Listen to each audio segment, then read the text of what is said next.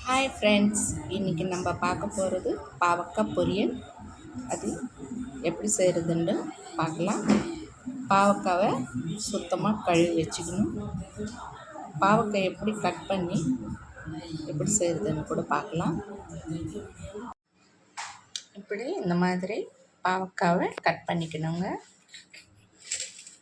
பாருங்கள், இப்படி கட் பண்ணிக்கணும். அப்போ தான் நம்மளுக்கு உப்பு காரம் நல்லா உள்ளே இறங்கும், டேஸ்ட்டாக இருக்கும். இப்போ இது எப்படி நம்ம தயார் பண்ணுறதுன்றது பார்க்கலாம். நான் ஒரு 1/4 டீஸ்பூன் மஞ்சள்தூள், 1/4 டீஸ்பூன் சால்ட்டு போட்டிருக்கேன். இதை நல்லா கலந்து விட்டுக்கணும். இந்த மாதிரி எதுக்கு செய்கிறோன்னா பாவக்காயில் இந்த கசப்பு தண்ணியை போடுறதுக்கு நம்ம இப்படி பண்ணுறோம். இது நல்லா ஒரு 10 நிமிஷம் அப்படியே ஊற வச்சுட்டு நம்ம அதில் இருக்கிற தண்ணி எல்லாம் பிழிஞ்சி நம்ம ஃப்ரை பண்ணுறதுக்கு போடலாம். ஒரு 10 நிமிஷம் இருக்க விடலாம். முதல்ல கடாய் வச்சு ஸ்டவ் பற்ற வச்சுக்கணும். கடாய் நல்லா ஹீட் ஆகணும்.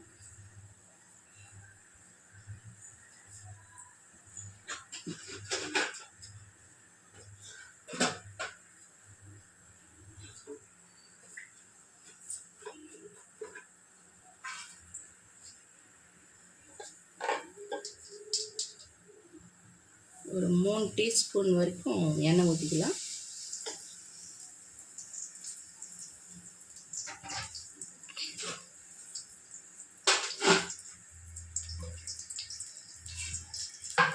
எண்ணெய் நல்லா காயணும்.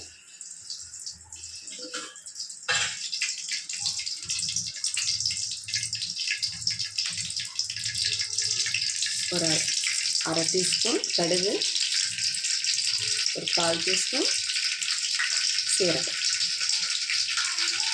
அது நல்லா வெடிக்கணுங்க.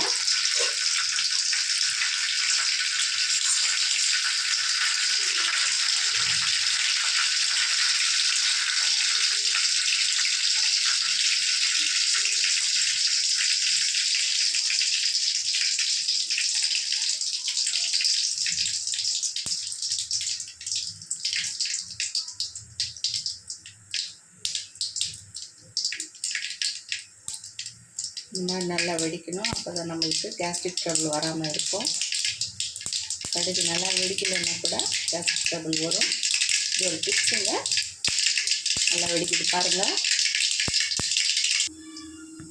ஒரு 1/2 டீஸ்பூன் கடலப்பருப்பு. இது எல்லாத்தையும் நல்லா ஃப்ரை பண்ணிக்கணும். தூரமாக இருக்கணுங்க. பூண்டு நம்ம 1/2 கிலோ பாவக்காய் எடுத்துருக்கோம். அதனால் அதுக்கு எவ்வளோ அளவு வேணுமோ அந்த அளவு போட்டுக்கணும். இதையும் நல்லா ஃப்ரை பண்ணிக்கணும். நம்ம பாவக்காயில் முதலே ஒரு 1/4 டீஸ்பூன் மஞ்சள் பொடி போட்டுருக்கோம். இப்போ ஒரு 1/4 டீஸ்பூன் போட்டுக்கலாம்.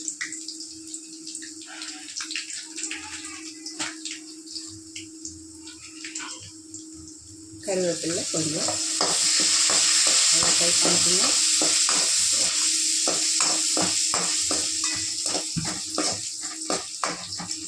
சிம்மில் வச்சுட்டு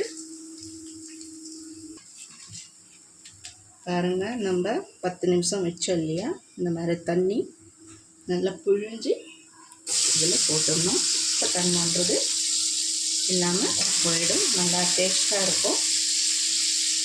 பசங்க கூட கசப்பு இல்லாதனால நல்லா சாப்பிடுவாங்க. இது ஒரு டிப்ஸுங்க.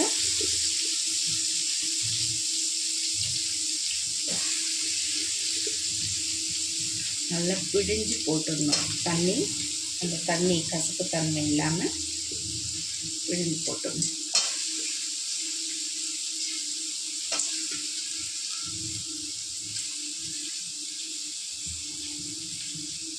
இப்போ ஹை ஃப்ளேமில் வச்சுட்டு 4 பக்கமும் இந்த மாதிரி கலந்து விட்டுக்கணும். நல்லா ஃப்ரை பண்ணணுங்க. அப்போ தான் நம்மளுக்கு பொன்னிறமாக நல்லா வரும்.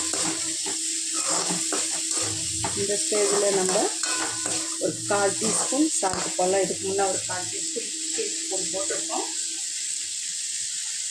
இப்போ ஒரு 1/4 டீஸ்பூன் பார்த்துக்கிட்டு அப்புறமா நம்மளுக்கு எவ்வளோ தேவையோ அந்த அளவுக்கு சால்ட் போட்டுக்கலாம். இப்போ நம்ம இதை மூடி போட்டு தம்மில் வச்சோம்னா ஒரு 10 நிமிஷம் வேகனதுக்கப்புறம்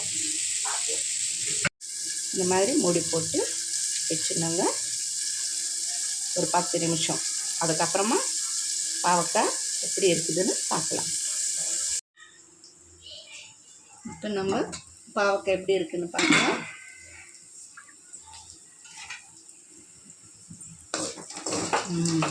பரவாயில்லைங்க, பாதி அளவு வெந்துருச்சு. இப்போ இந்த ஸ்டேஜில் நம்ம காரம் சேர்த்துக்கலாம். நான் ஒரு 2 டீஸ்பூன் காரம் சேர்த்துக்கிறேன். உங்களுக்கு காரம் எவ்வளோ அளவு வேணுமோ நீங்கள் எவ்வளோ சாப்பிட்றீங்களோ அந்த அளவுக்கு நீங்களும் போட்டுக்கோங்க.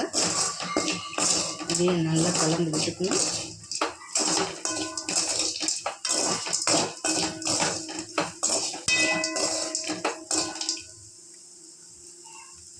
கொஞ்சம் வெந்துட்டால் சரியாயிடும்.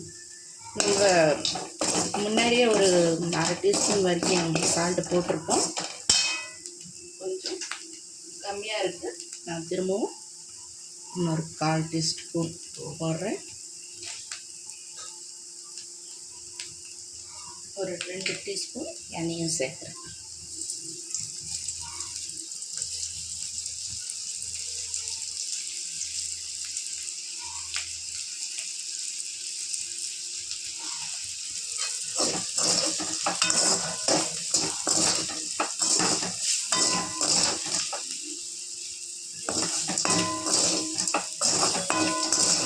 நல்லா கலந்து வச்சுக்கிட்டு மூடி போட்டு வச்சுக்கலாம். ஒரு 5 நிமிஷம் வெயிட் பண்ணலாம்.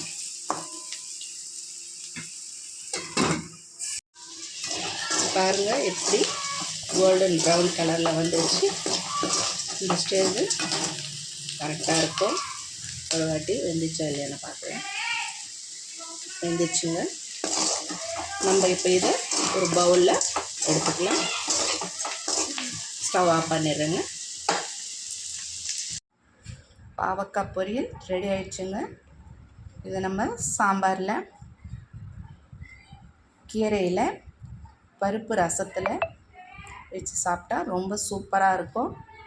பெரியவங்களுக்கு கூட ரொம்ப நல்லது. சுகர் இருக்கிறவங்களுக்கு இன்னும் ரொம்ப நல்லது. பசங்களுக்கும் ரொம்ப நல்லது. இந்த கசப்பு தன்மை இல்லாதனால எல்லாரும் ரொம்ப விரும்பி சாப்பிடுவாங்க. நீங்களும் ஒரு வாட்டி ட்ரை பண்ணுங்கள். இந்த வீடியோ உங்களுக்கு பிடிச்சிருந்தா சப்ஸ்கிரைப் பண்ணுங்கள், ஷேர் பண்ணுங்கள், கமெண்ட்ஸ் பண்ணுங்கள், லைக் பண்ணுங்கள். Okay friends, bye friends.